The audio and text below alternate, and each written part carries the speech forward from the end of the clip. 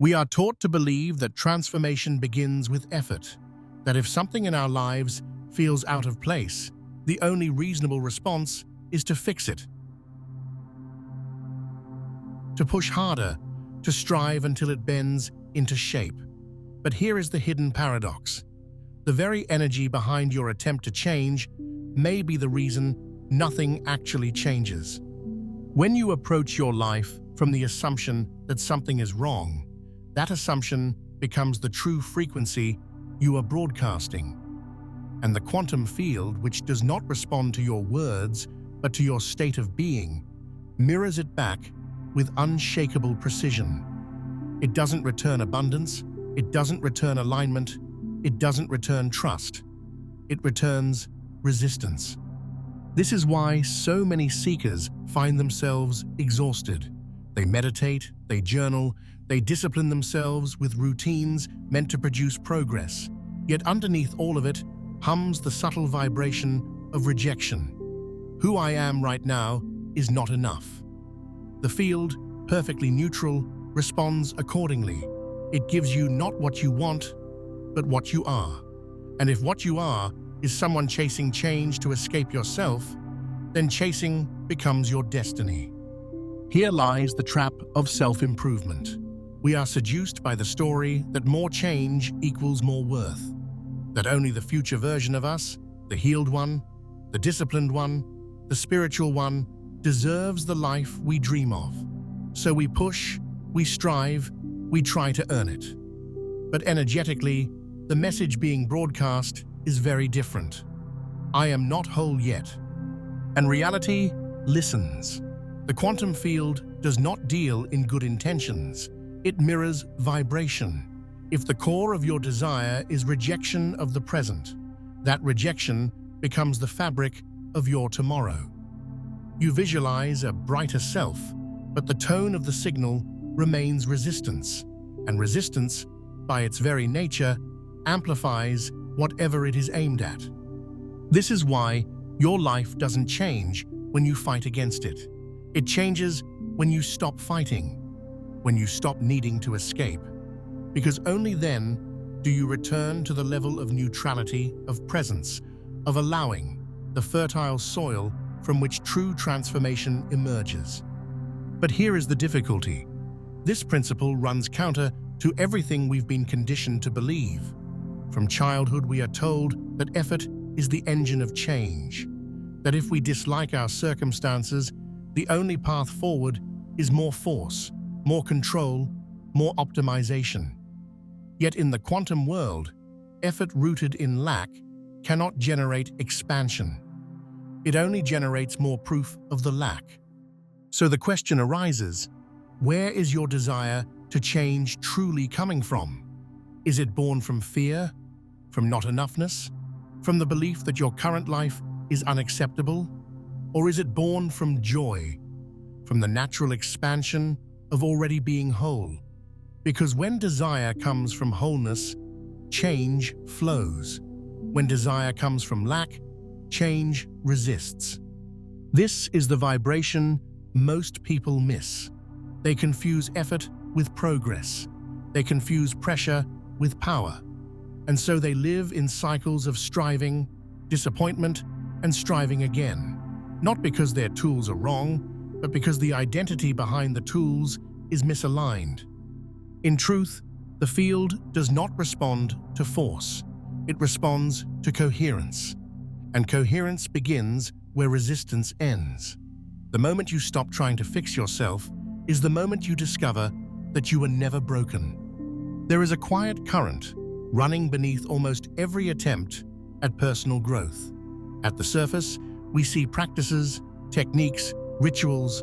We see the books on meditation, the strict routines, the endless affirmations. But beneath all of that lies the true signal being broadcast into the field. And in many cases, that signal is resistance. Resistance is subtle. It wears the mask of ambition, of discipline, of self-improvement. But if you listen carefully, the tone beneath it is rejection. I cannot be as I am. I must become something else.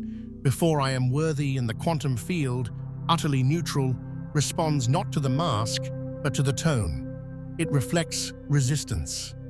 This is the hidden trap.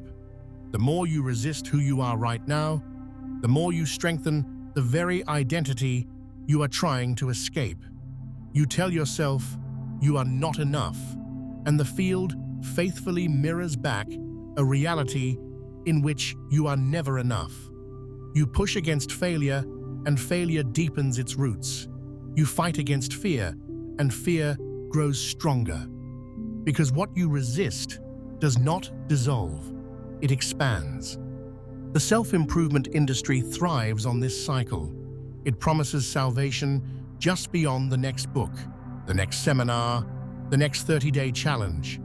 And while there is nothing wrong with learning, the hidden vibration behind so much of this pursuit is lack. The message is simple. I am broken, but if I work hard enough, one day I will be whole. That one day never arrives, because wholeness is not the prize at the end of resistance. It is the foundation from which true growth can begin. This is why so many people feel trapped in a loop of striving. They achieve small wins, more discipline, better habits, improved routines, yet the inner voice remains unsatisfied. The field keeps mirroring back the same identity. Someone endlessly working on themselves, never arriving, never complete. And the loop continues, fueled by the very energy that was supposed to liberate them. You may recognize this within yourself, the endless postponement of peace, the quiet bargain with life. I will rest. I will feel worthy. I will love myself, but only after I change. That bargain is poison, because the field does not grant peace in exchange for struggle. It grants you the frequency you already live in. And if the frequency is struggle, then struggle will multiply. It is not that discipline or effort are useless. They have their place. But when they are rooted in resistance, they become shackles instead of wings. You meditate not to connect, but to escape.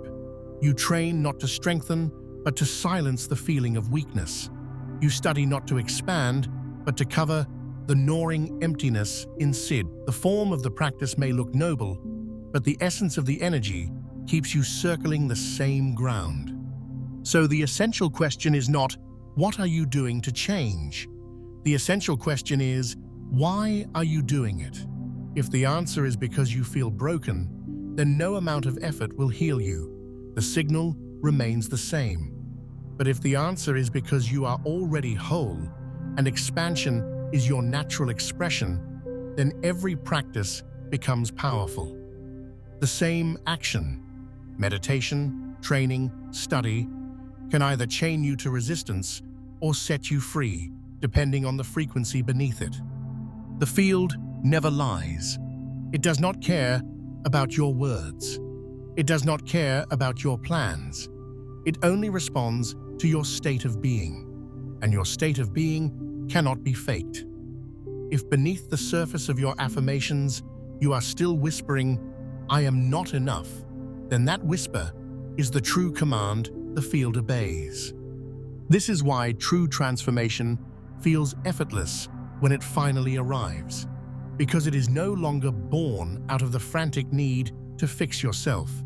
It flows out of alignment, out of coherence, out of the vibration of acceptance.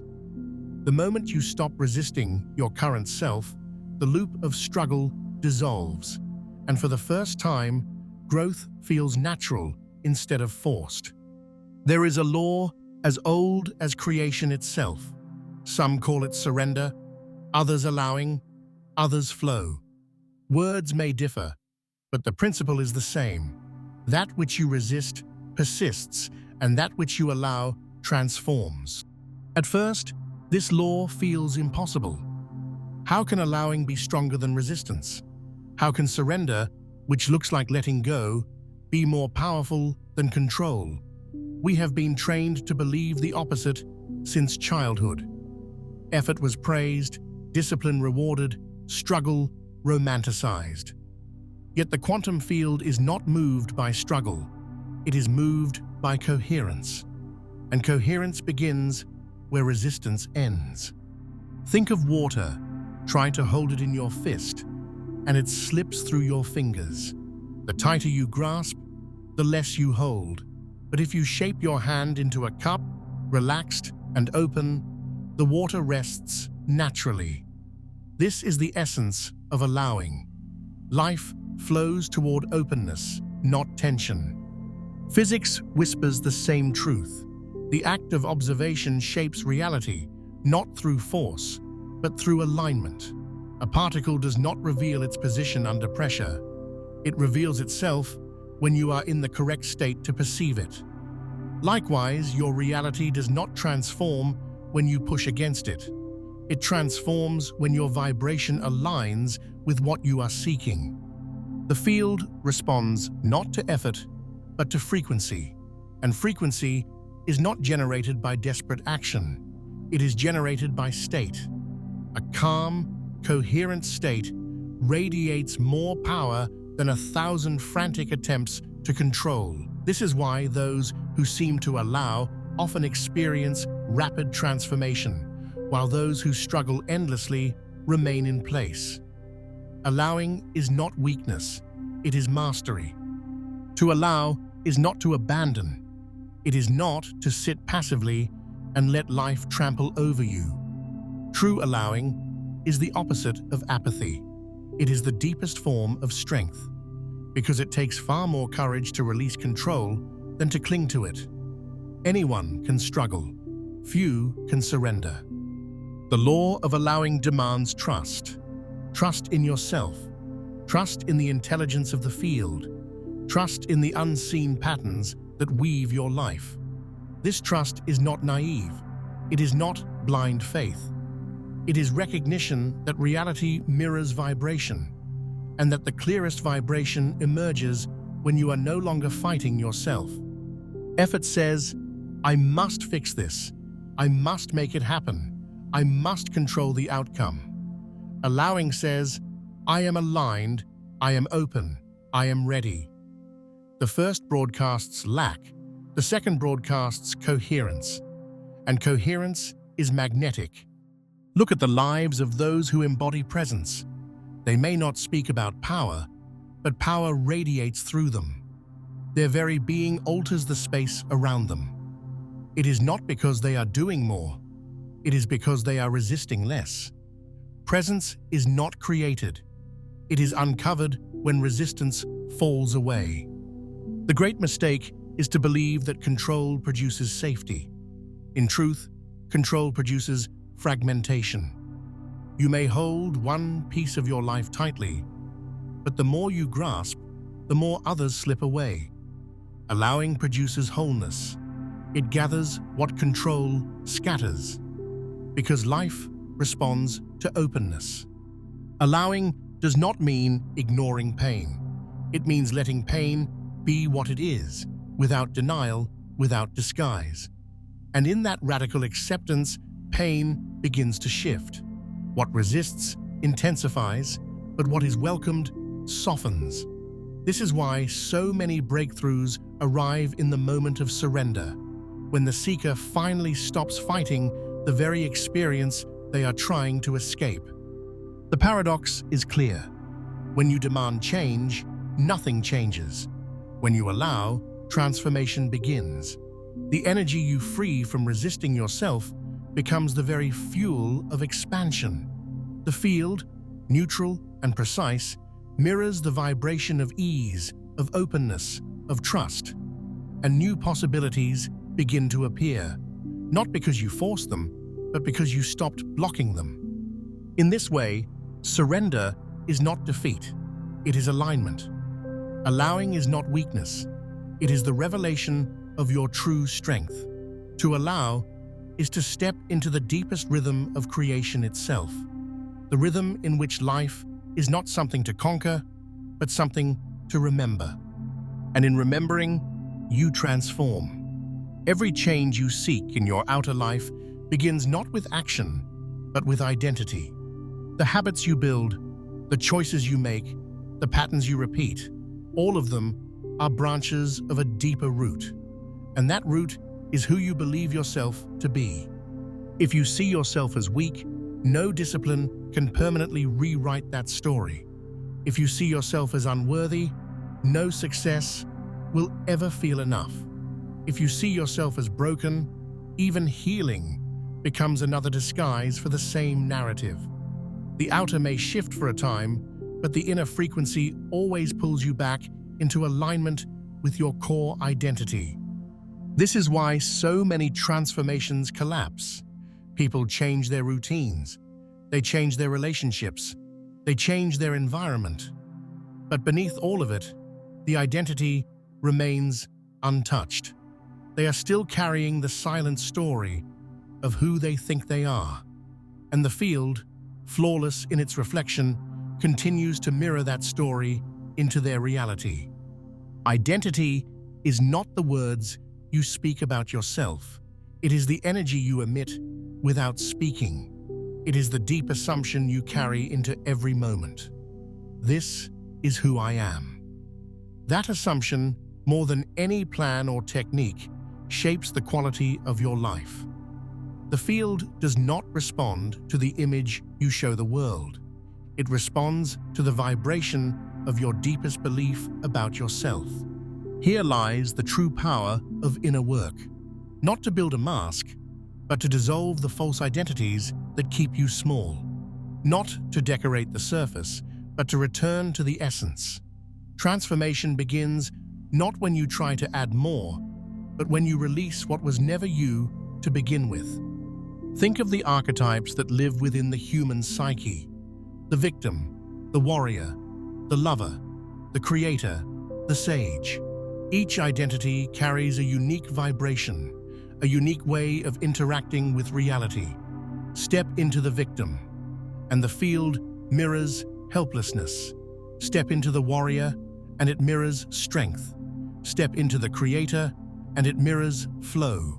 Your outer life bends around the inner role you are embodying, whether consciously or unconsciously. So the question is never only, what do I want? The deeper question is, who am I being while I want it? A desire born from the identity of lack will only reinforce lack. A desire born from the identity of wholeness will expand naturally. This is why two people can take the same action and produce entirely different results. One moves from fear, the other from alignment. The action looks the same, but the field responds to the vibration beneath it. This truth can be confronting, because it means that all the surface work you have done, the achievements, the goals, the constant striving, may have been built on a false root. And if the root remains the same, the fruits cannot change. You cannot plant thorns and expect roses. But the gift hidden in this truth is liberation, because the root is not fixed. Identity is not permanent. It is a story, and every story can be rewritten. When you shift the assumption of who you are, the entire field reorganizes itself around you. Reality bends to coherence. This shift does not require force. It requires awareness. To see clearly the silent story you have been carrying. To recognize the old archetypes you have been unconsciously embodying. To name the identity that has kept you bound. And then, not to fight it, not to resist it, but to allow it, to accept it, and to gently release it. Every moment is an invitation to embody a higher identity, not one built on masks, but one aligned with your essence. The more you anchor into that identity, the more your actions naturally shift.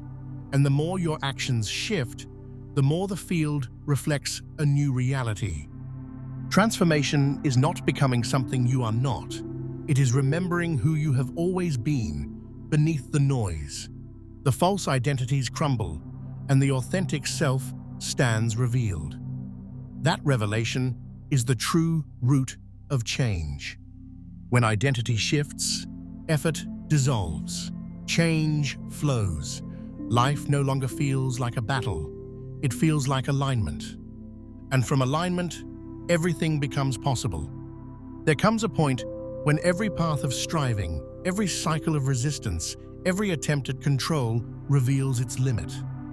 You realize that more effort will not bring the peace you seek. More struggle will not open the door to freedom. In that moment, a different path appears, not the path of force, but the path of surrender. Surrender is not collapse. It is not giving up in despair. True surrender is an awakening. It is the moment when you stop bargaining with life and finally allow yourself to be as you are. It is the release of the illusion that you must become something else before you are worthy of the present moment. This surrender is terrifying to the ego. The ego survives on striving, on the endless chase for more. To surrender feels like death, and in a sense, it is. The death of the false identity, the death of the story of lack. But what dies is only illusion. What remains is the essence, radiant and whole. When you surrender, resistance dissolves. And when resistance dissolves, energy returns. The power you once wasted on fighting yourself becomes available for creation, for love, for presence. You discover that freedom was never beyond effort. It was hidden beneath the weight of your resistance all along. Surrender opens the door to magnetism, because wholeness does not chase, it attracts. A person at peace with themselves radiates a field so coherent that reality bends around them. They do not need to grasp for opportunities. Opportunities gravitate toward them. They do not beg for love. Love is drawn to their presence. They do not force transformation. Transformation flows naturally from their state of being. This is the secret the world rarely tells. You were never meant to conquer life. You were meant to remember it, to stand so deeply in your own essence that the field has no choice but to mirror back your completeness. The magnetic pull of wholeness is undeniable.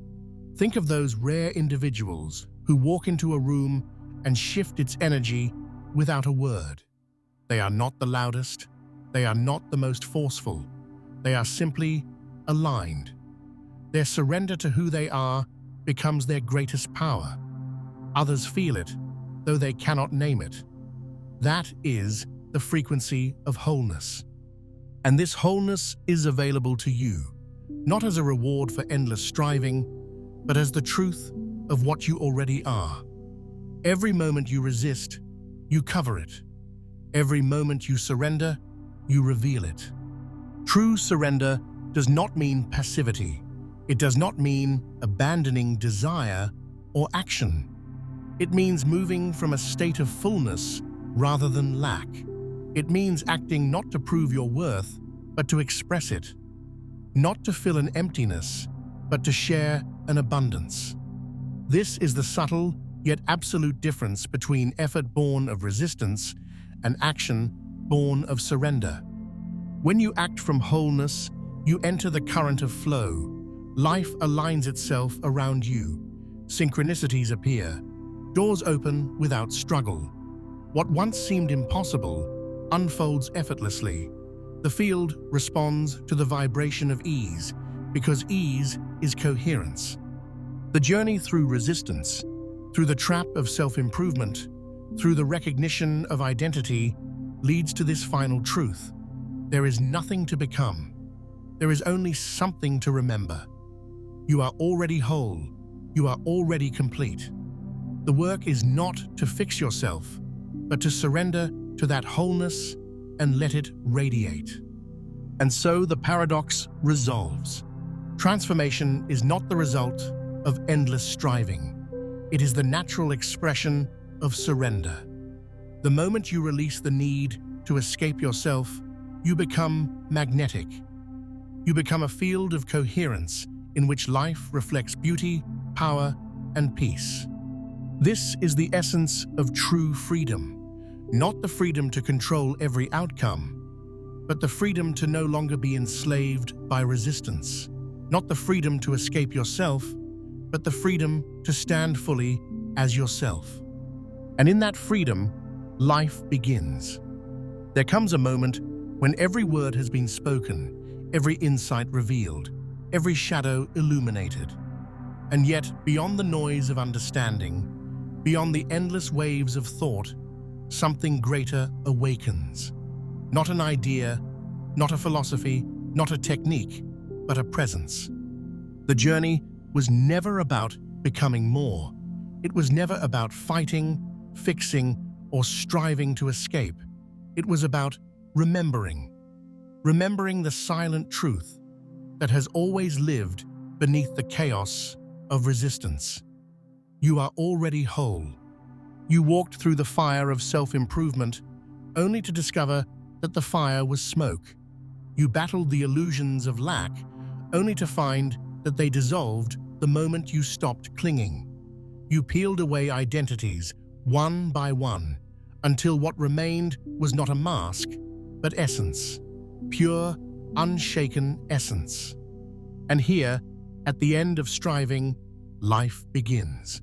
Not the life you imagined while chasing, but the life that emerges when chasing dies. Not the life built on effort and control, but the life revealed when surrender becomes your breath. This is the dawn of wholeness, a light that does not arrive with fanfare or thunder, but with the quiet certainty of the sunrise. It was never absent. It was only hidden by the clouds of resistance. And now, as those clouds part, you see what has always been there, the horizon of your true self. Wholeness is not passive. It is the most magnetic force in existence. It pulls reality into alignment, not by demand, but by resonance. When you live as whole, life bends to coherence. The field responds with precision. People, opportunities, love, creation, they flow not because you forced them, but because you allowed them. And so the paradox resolves. By letting go, you receive. By surrendering, you win. By becoming nothing, you reveal everything. The game of control collapses, and what remains is freedom. True power is not domination. It is not the ability to bend the world by force. True power is the presence that needs no defense, no mask, no proof. True power is the stillness of wholeness, and in that stillness, the world cannot help but respond. This is not the end of the journey. It is the beginning. Because when you remember who you are, every step becomes sacred. Every breath carries coherence. Every moment is the field mirroring back your completeness. Life no longer feels like something to win. It feels like something to live, to taste, to hold, to honor. Each sunrise is no longer a repetition, but a revelation. Each connection is no longer a transaction, but a reflection. Each challenge is no longer an enemy, but an invitation. This is the gift of surrender. This is the magnetism of wholeness. This is the freedom of remembering. And so, as the final words echo into silence, the message remains. You are already whole. You always were. You always will be. And in that remembrance, life finally begins.